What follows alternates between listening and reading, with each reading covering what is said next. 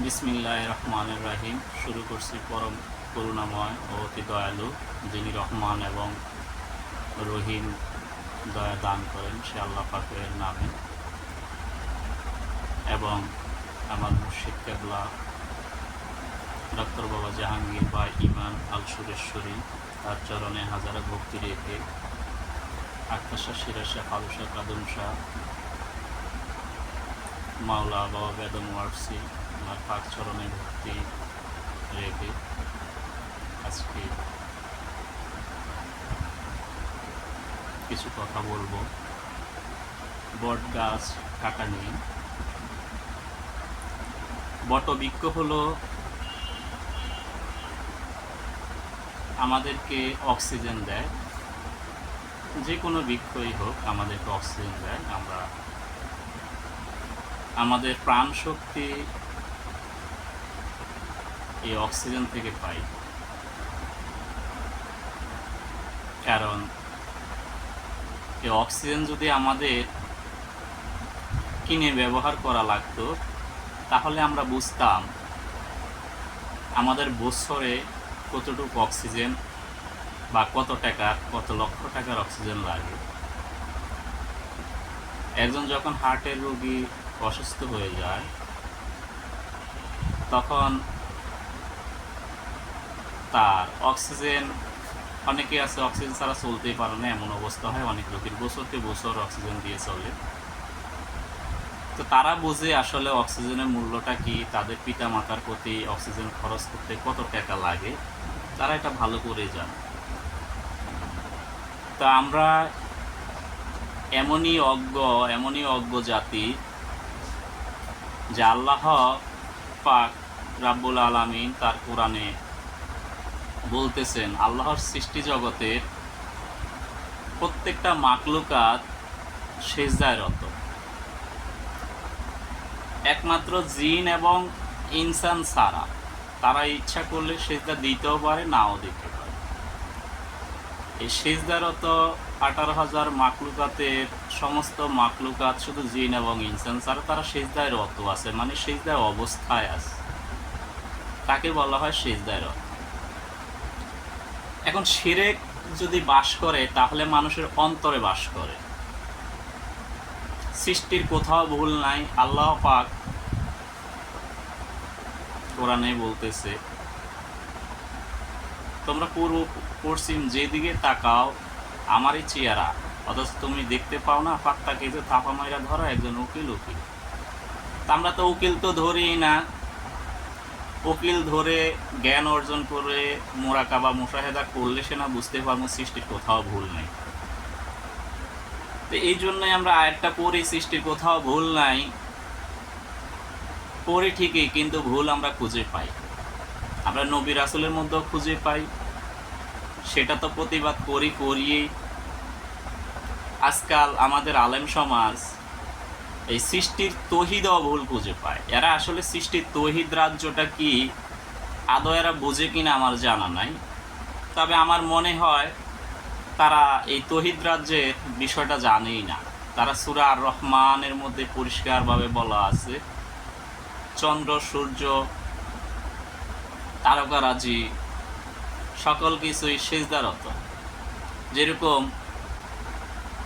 সূরা আর রহমানের 6 নম্বর আয়াত স্পষ্ট বলা আছে, ওয়ান-নাজমু ওয়াশ-শাজারু ইয়াসজুদান, এবং তারকা ও গাছপালা আল্লাহতে সিজদারত।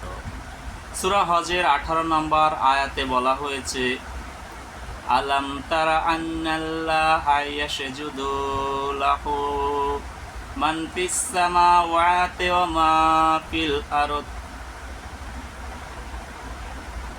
ওয়াশ-শামসু ওয়াল কামারু ওয়ান-নাজমু ওয়াশ-জিবালু ওয়াশ-শাজারু ওয়াদ-দাওয়াবু ওয়া কাসীরুম মিনান নাস।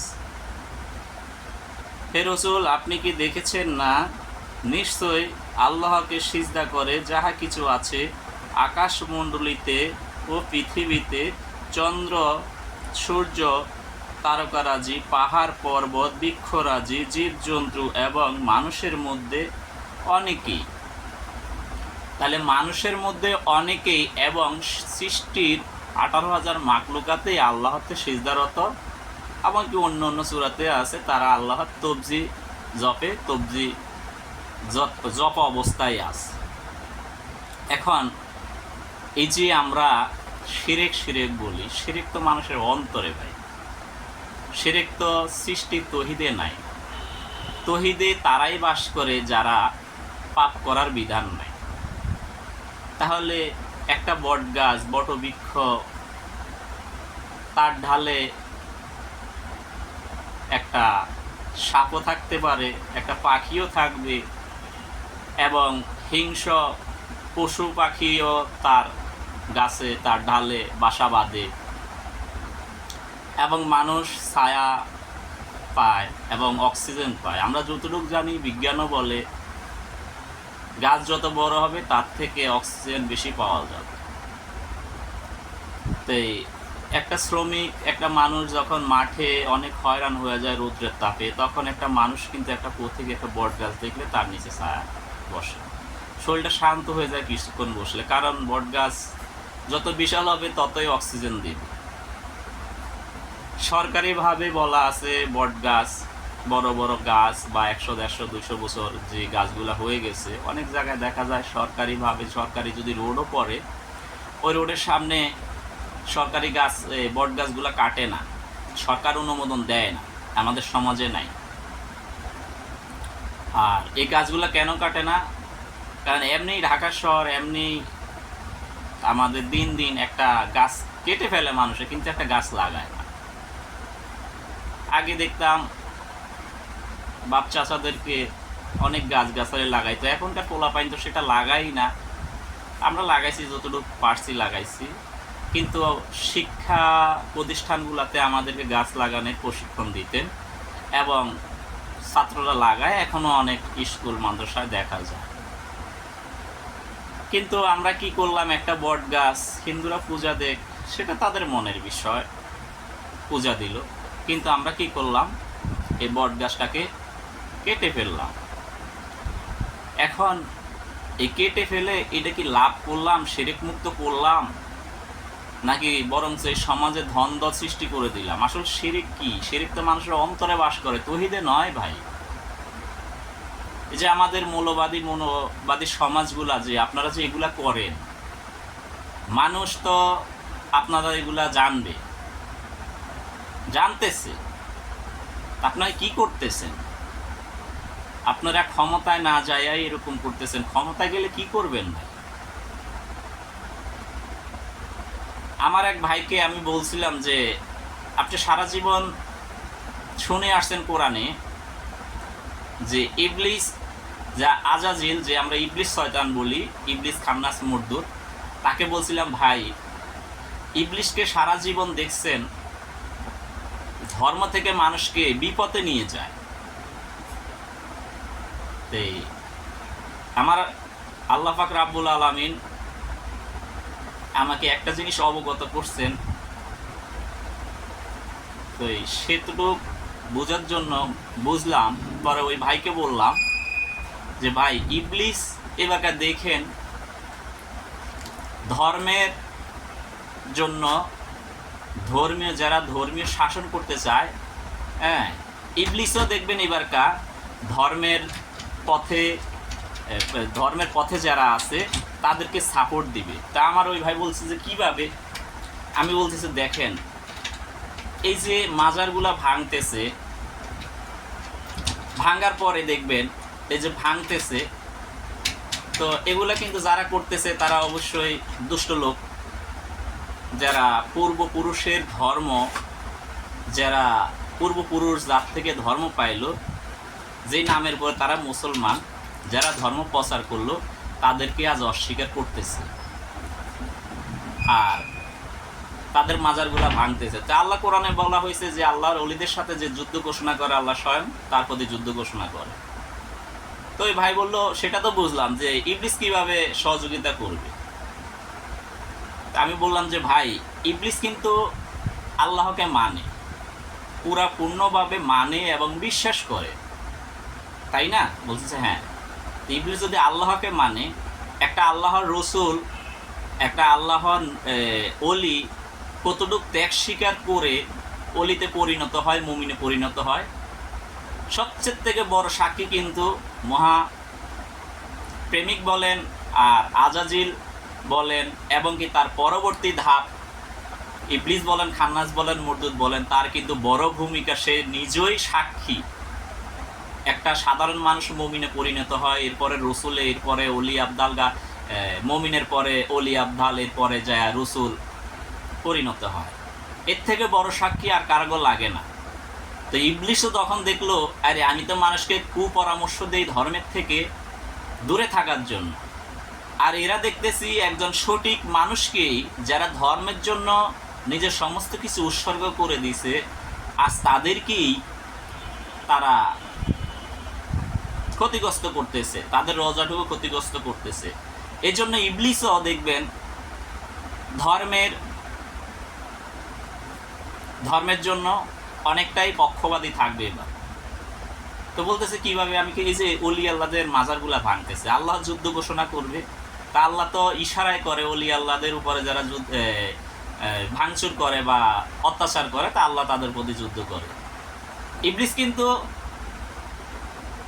এই মানুষের মধ্যেই, তো মানুষ যে কাজগুলো করতেছে, দেখেন প্রত্যেকটা মাজার, এই যখন অলি আল্লাহদের মাজারগুলা ভাঙলো, তখন অবশ্যই বুঝার এতটুকু শক্তি মালিকে দিছে যে এটা অনেক কিছুই সমাজে প্রকাশ হবে।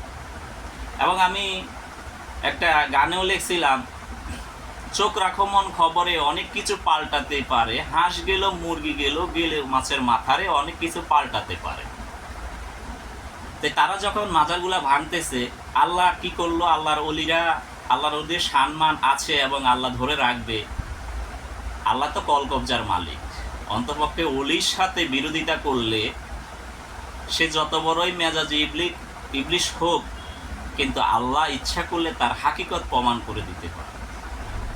দেখেন, তারা বিশ্ব ইজতেমায় গেল, মারামারি করলো, ধর্মের জন্য জায়গায় জায়গায় যায়, এরপরে ধর্মের জন্যে ওখানে গিয়ে শান্তির জায়গায়, তারা বলে হজের জায়গা ভালো, হজের জায়গায় যায় অশান্তি সৃষ্টি করে দিচ্ছে, গেল একটা চরিত্র। এরপরে কি করলো, মসজিদে বাইতুল মুকাররম মসজিদে মারামারি লাগলো, মানুষ প্রকাশ্যে দেখলো, শান্তির ঘর আল্লাহর ঘরে তারা মারামারি করে, তাহলে মানুষ, সাধারণ মানুষ বুঝবে। এবং কি তারা যে এতিমদের হক, এতিমের দোহাই দিয়ে এতিমদের হক মেরে খায়,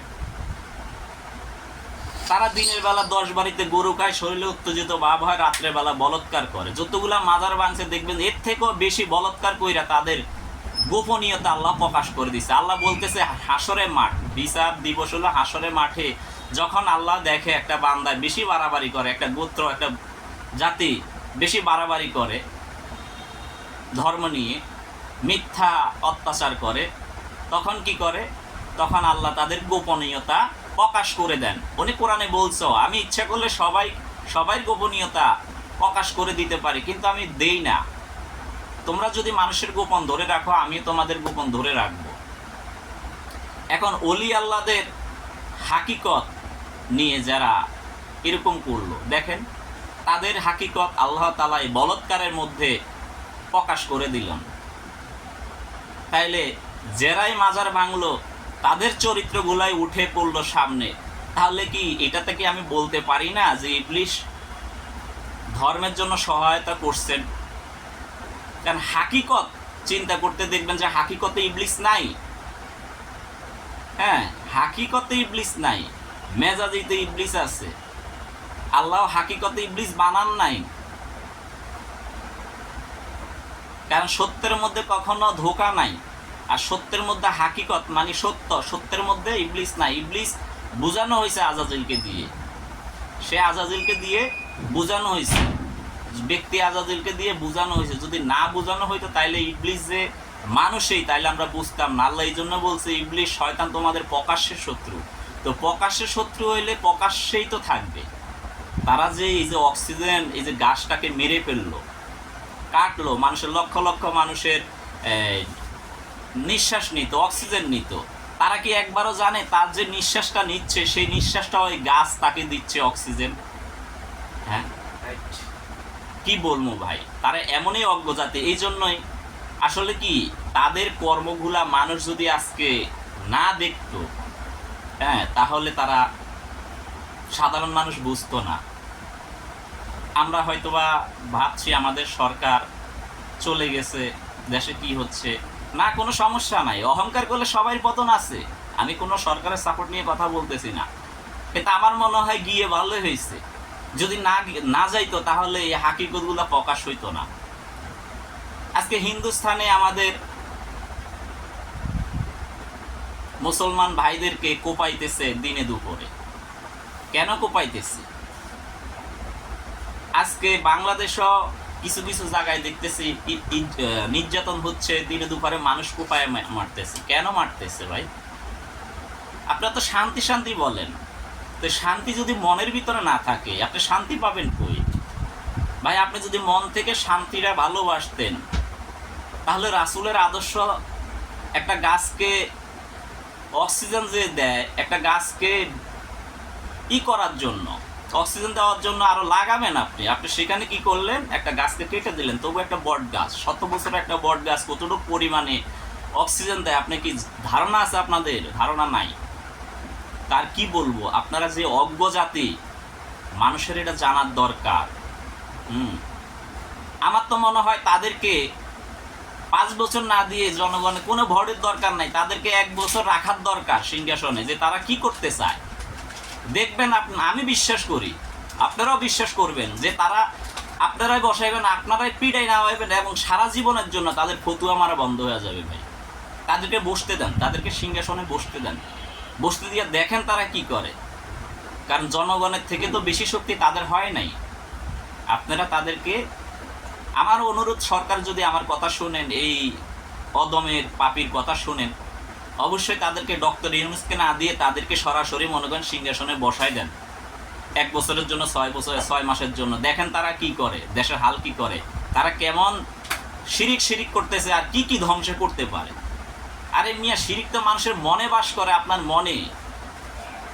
হিন্দুরা তো সূর্যের পূজা করে, চন্দ্রের পূজা করে, গঙ্গার পূজা করে, পারলে এগুলো নিবিয়ে দেন, সূর্য ওঠা বন্ধ করে দেন, কাইটা ফেলান। আপনার বাপের শক্তি থাকলে, আপনার দাদার শক্তি থাকলে, আপনার গোষ্ঠের শত্রু থাকলে পারবেন না তো। তাহলে অসহায় গাছগুলা, আপনি কি জানেন এই গাছগুলা মানব জন্মে আসতে হলে 84 লক্ষ জনই ঘুরতে হয়। আপনিও এই গাছপালা ছিলেন। যদি বলেন না আমি কখন ছিলাম, আপনি প্রমাণ দেন, প্রমাণ আমি দিব না, প্রমাণ আপনার, প্রমাণ আপনি নিজেই। আপনি সাধনা বসেন, মোরাকাবা মুশাহেদা করেন, নবীজির হেরাগুয়া দেন সাধনা করেন, তাহলে আপনি হারে হারে টের পাবেন আপনি কোথায় কোথায় জন্ম নিয়েছেন, সেটাও উপলব্ধি করতে পারবেন। তাহলে জন্মান্তর বাদ যে আছে আপনিই বুঝবেন। যাই হোক, আপনাদেরকে আর কিছু বলবো না, আপনারা এমনি অজ্ঞ জাতিয়া। আল্লাহ তাআলা আপনাদেরকে হেদায়েত দান করুক। দয়াল মুর্শিদ, দয়াল বাবা জাহাঙ্গীর, ইয়া রাব্বুল আলামিন, জাগির সাহেব আদম শাহ, শিরের শাহ, পালু শেখ আদম শাহ, মোহাম্মদ আলী শাহজাহান, গুরুজনদের চরণে ভক্তি রেখে আমি বিদায় নিচ্ছি। ভুল বিয়াদি হলে ক্ষমা দৃষ্টিতে দেখবেন সবাই।